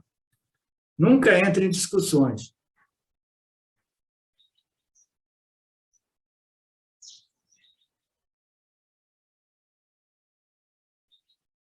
Mas você pode apenas trocar, compartilhar você pode concordar ou discordar, mas convertendo isso em uma discussão, o ego, né, surge, né, e o ego começa a ficar quente, né? O ego é aquela parte, né, da mente que vai esquentando, né? Ele vai esquentando, a temperatura da discussão vai subindo, o ego, não, eu que sei a verdade aqui, né? Ele vai inchando, esquentando, e isso é muito perigoso, vai produzir perturbações mentais. Qualquer coisa que provoque, né, esses sentimentos desconfortáveis, raga, krodha, dvesha, kama, loha, moha, and raiva, irritação, né, droga, esqueci a raiva, evitem essas provocações, né? Se a outra pessoa argumentar e você estiver emocionalmente vendo que você está começando a entrar, ficar preso nessa discussão, diga que você não está pronto, diga que você está com dor de barriga, diga que você tem que ir para o banheiro, mas não entre no argumento, entendeu? Né? Como o Swami Shimayananda dizia, na discussão ela se gera muito mais calor do que luz. Olha que bonito, né? Numa discussão, aquilo que é gerado é calor e pouca luz, né? Porque os egos, eles assumem a discussão e aí começa o debate, né? A discussão realmente, né? E pouca clareza. Luz é conhecimento, mas numa discussão as pessoas não aprendem, a mente está perturbada e não clara. Todo mundo quer apenas estabelecer o seu ponto de vista, né, o seu ego, e a gente não aprende, a gente não cresce, porque eu não quero escutar o outro, eu quero impor a minha noção. Então, como aprender enquanto a outra pessoa está discutindo? Ela está falando e eu não estou ouvindo, eu já estou planejando a minha contra-resposta, né? É mais ou menos por aí, né? Ninguém ouve o outro. Enquanto estou falando, ela está planejando uma sua contra-resposta. Ambos não estão ouvindo. Logo, você não pode aprender nada. Sempre que você estiver em uma ocasião dessas, diga que você precisa andar no banheiro, né? Nunca permita que essas emoções violentas perturbem. Então, o controle desses órgãos, né, são fundamentais. Associação, né, e controle dos indriya, né? Nigraha, são fundamentais. Então, esse terceiro exercício que Krishna prescreve é o Mano Nigraha. Mano Nigraha significa regulação do processo de pensamento, né? Então, agora nós estamos entrando numa outra regulação. A gente tem que regular os pensamentos, os órgãos de ação e os órgãos de recepção, né? Então, ele fala também sobre a regulação do processo de pensamento. Você começou a falar com alguém e essa pessoa começou a discutir. Mesmo que você não queira, essa pessoa entrou em discussão com você. E ela disse que você não faz sentido. Então, você tinha dito uma bobagem. Agora eu tenho um ego tão grande e não consigo mais esquecer que eu fui insultado, né? Porque a pessoa diz que eu só falo bobagem, né? Eu falo bobagem. Eu lembro quando eu era garoto, eu tinha um tio que faleceu já há muito tempo atrás. Ele era muito doido, né? E ele era difícil, o tio mais difícil que existia. Ele ia, batia, entrava na casa das pessoas, ele queria o cafezinho dele. Minha mãe tinha que fazer o cafezinho e ele começava a falar. E se você quisesse dizer alguma coisa, a primeira coisa que ele dizia, não fala bobagem, não fala bobagem. Eu lembro como se fosse ontem, entendeu? Não fala bobagem, né? Então o cara fica dizendo, você é um idiota, você só fala bobagem, né? E aquele fala bobagem, aquele insulto vai crescendo na sua mente, né? Então eu acabei deixando aquele ambiente, mas a minha mente deixou o ambiente de forma perturbada, né? Eu fui insultado e esses insultos já estão na minha mente, né? Então eu vou para o meu ambiente, shanti, e lá, né, dentro do meu processo mental, esse insulto ainda está me perturbando, né? Então eu tenho que regular, né, essas impressões mentais derivadas dessas trocas verbais, né, com outras pessoas, né? Então a gente não quer entrar numa discussão Mas se a gente entrar numa discussão, a mente foi perturbada, a gente tenta estabelecer a mente, mas a mente foi perturbada e existem esses pensamentos, essas impressões de memória, né, que ainda estão perturbando a minha mente, né? Então, a gente tem que regular esses pensamentos. Então, a gente vai regular esses pensamentos como, né? Abandonando-os completamente e começando a pensar sobre as palavras do Vedanta, né? Os ensinamentos do Vedanta.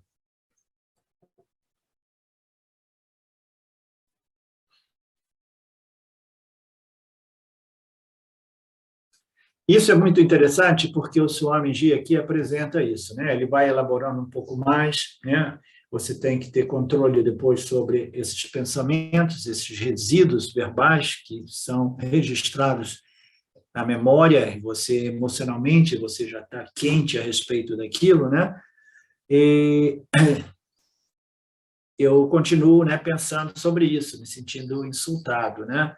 Ele falou isso e aquilo, e foi o meu próprio filho, etc., etc., né? Como eu posso ter sofrido essa injustiça, né? O meu filho, que eu amo tanto, né? Aí ele está dizendo uma coisa muito bacana, ele diz que nenhuma emoção realmente, ela ocorre somente através do impacto das palavras, né?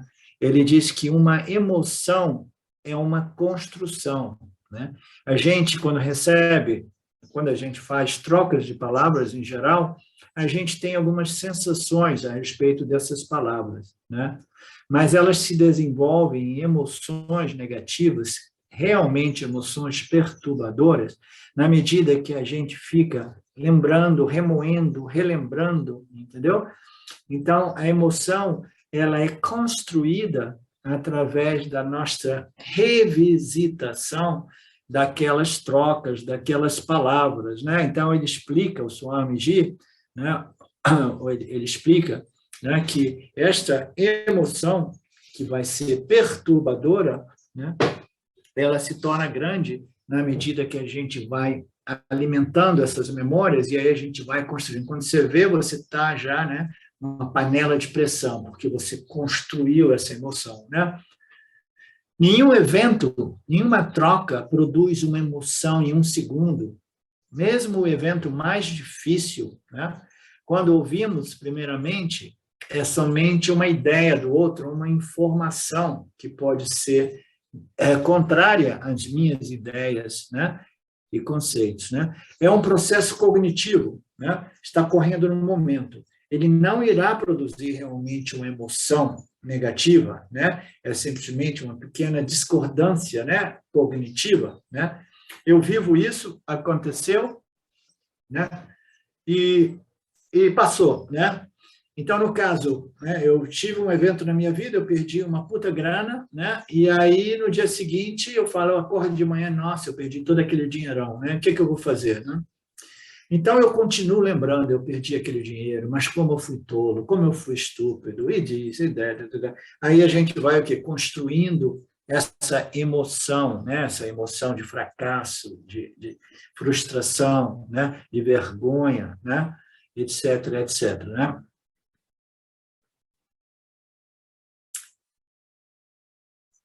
Somente depois de insistir por horas e muitas horas, eu vou construindo esta emoção. A raiva, a depressão, a frustração, a irritação é um acúmulo de pensamentos, de palavras que foram registradas, né, e que depois eu alimentei essas lembranças, essas experiências verbais, e aí eu fui construindo. Vocês sabem do que o Swamiji está se falando aqui? Todo mundo entende esse processo? Né? Professor, eu entendo, estou entendendo, mas assim, tem essas questões que ele falou, que eu acredito que são muito comuns, às vezes, de acontecer, principalmente com irmão, genro, ou cunhado, filho, como ele colocou aqui, e são coisas que às vezes vêm de repente, né? Você, sei lá, está conversando assim com a cunhada, com um problema da família, por exemplo, e a pessoa vem e te agride, né, de uma forma assim, intensa, e mesmo assim, agora, né, vamos dizer assim, depois de já estar estudando no Vedanta, eu percebo que, vamos dizer assim, é muito mais fácil, entre aspas, de repente, não ter a reação, né? É uma coisa que é mais possível, mas assim, é difícil depois, né? Você não revisitar aquela memória, né?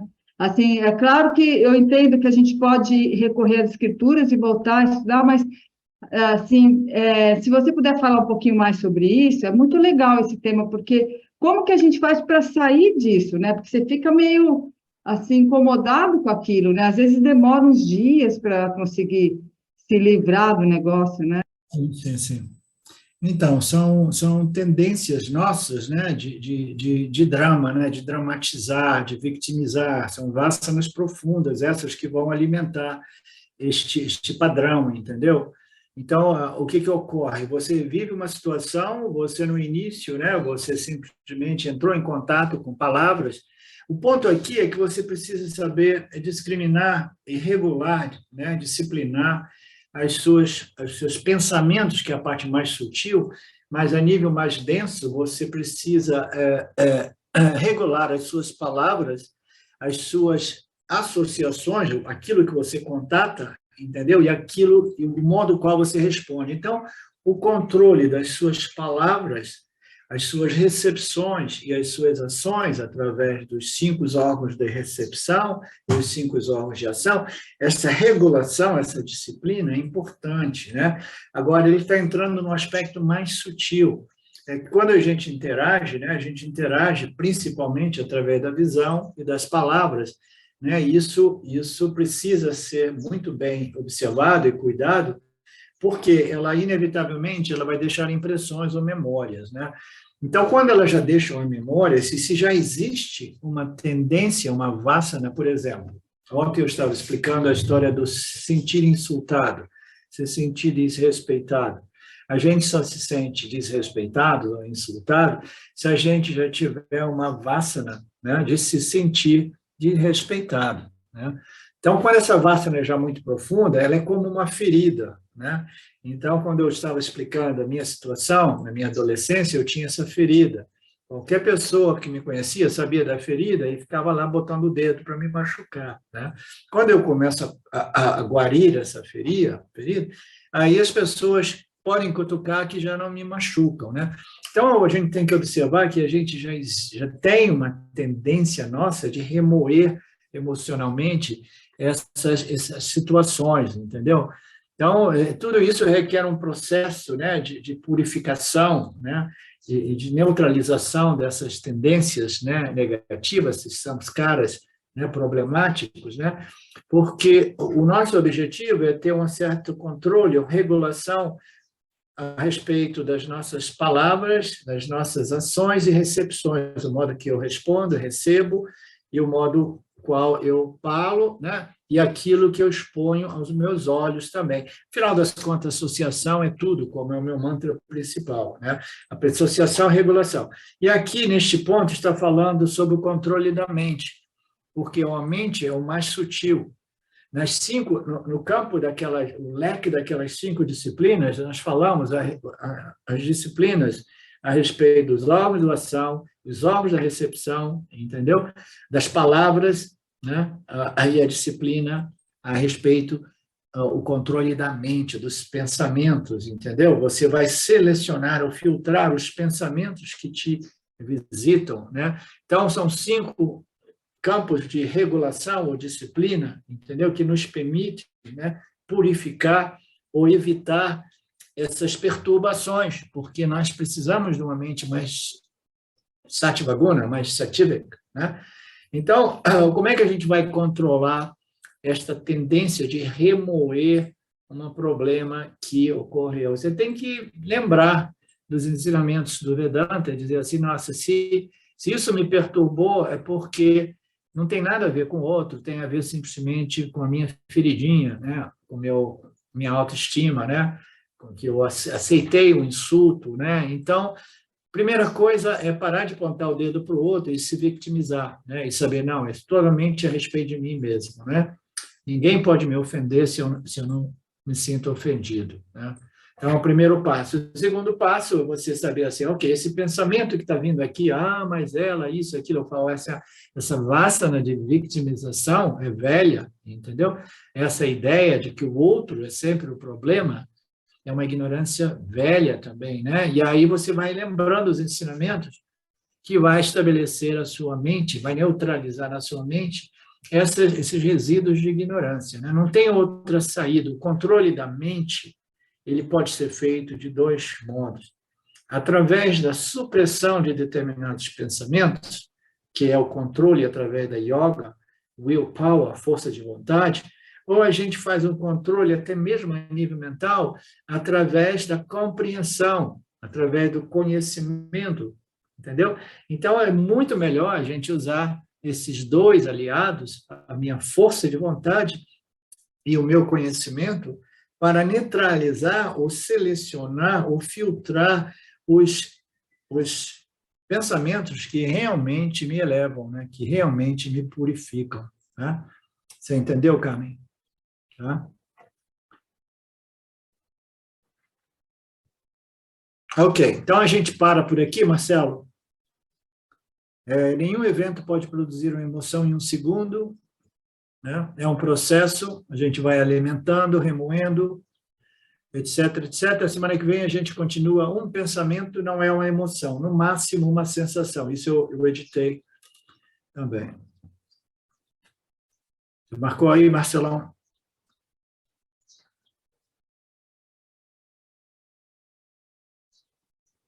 Ok. Então, eu vou acabar o meu almoço, fazer uma saladinha. E vocês, por favor, façam seus deveres de casa, continuem fazendo esse trabalho, né? E, Ishvara permitindo, a gente se encontra semana que vem, ok? Om Purnamada Purnamidam Purnamudachyate Purnasya Purnamadaya Purnameva Vashishyate. Om Shanti Shanti Shanti. Thank you, Lord.